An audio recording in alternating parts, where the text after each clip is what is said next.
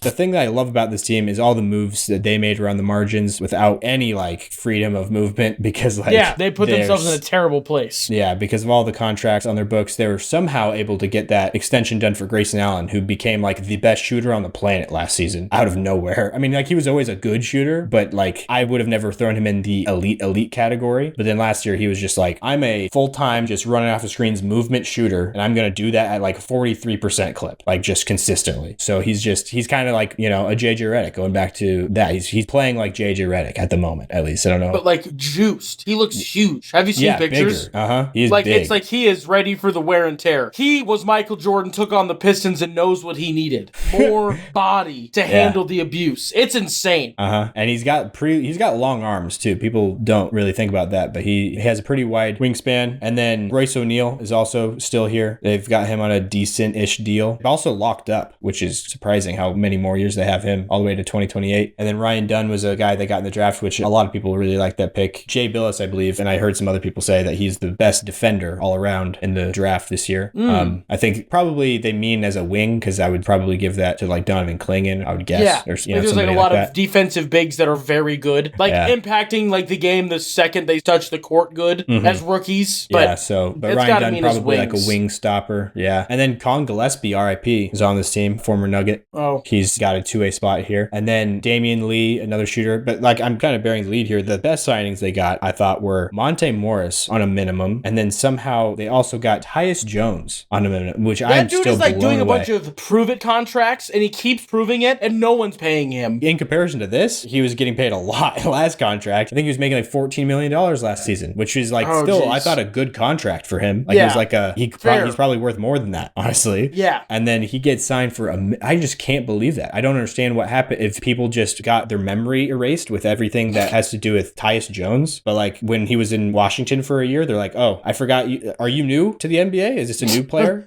Like they just forgot what he was in a Grizzlies uniform. Like literally a year, maybe 2 years ago, if you polled most people, like most NBA fans, most NBA like, nerds or whatever, ask them who are the best backup point guards in the NBA. 2 of the top 3 people, maybe the top 2, would be Tyus Jones and Monte Morris. And they have both of them on minimum deals for a team that is like very needing a point guard. Cobbling minutes together between like just going back and forth, toggling back and forth between Monte Morris and Tyus Jones is basically a full-time starter. You know what I mean? Yeah, no, truly, yeah. So just for the detail, throwing it out, the other name that I was throwing in there with the top 3 for backup point guards best in the NBA was TJ McConnell. Peyton Pritchard. Peyton Pritchard. He wouldn't be far down the list, that's for sure. No, I definitely would probably also like TJ McConnell for sure. But one of the happiest, like before the Celtics and Nuggets game, I went back and watched some of the playoff games. And game 3, watching Peyton Pritchard and TJ McConnell like yell at each other was awesome. Yeah. I want that every game always now. That'd be a great matchup. Yeah. It was art. They just were mad at each other. And neither of them really like shot great or looked great. It just was like getting after each other. And it was great. Yeah.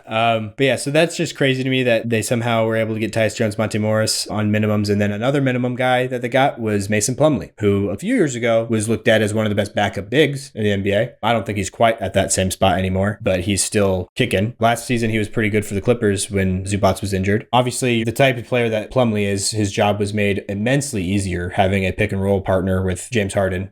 Like a guy like Mason Plumlee is like made to pair with James Harden. Makes him a lot more efficient probably than he would be other places. So I guess I don't know who his pick and roll partner would be on this Suns team, but definitely could run it with Booker as the main ball handler, even Bradley Beal. Obviously, the 2 point guards that we were just talking about, Tyus Jones and Monte Morris, would be able to do it probably fine. And Monte Morris and him did it for years together in Denver as the backup unit, backup point guard and center for multiple years in a row was Monte Morris and Mason Plumlee. So you can see that be reignited. Frank Kaminsky is also still on this team. I think that's good on saying some names. I think I am going to lock my over pick on the Phoenix Suns, which is funny because I just locked the under last season, as I mentioned before. Funny how things better change this year to go over.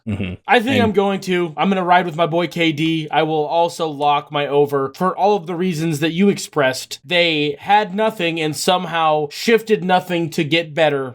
So kudos to them. Yeah, which I really liked. Somehow it was 2 seasons in a row where they've made really good moves on the margins. Because last offseason I mentioned them as like not the winner of the offseason. A potential though. But yeah, like if you shift the way you're looking at it, kind of like if you adjust for proportions, like they did the most with what they had. Least, yeah. Like signing Drew Holiday and KP is like an impossible thing to like outdo. Yeah, we're trading for them. Sorry, not signing. Yeah. Trading and then giving them money after the fact, but yeah. Yeah, but I think the thing, like Eric Gordon and even some other guys like Chimezi Metu and Utah Watanabe were both guys I liked on minimums that they got last season. Those guys are all gone now, as with, the minimum cycle of 1-year deals. But I think they've gotten even better signings with that philosophy this year. So that will be it for the Suns. We both are locking the over.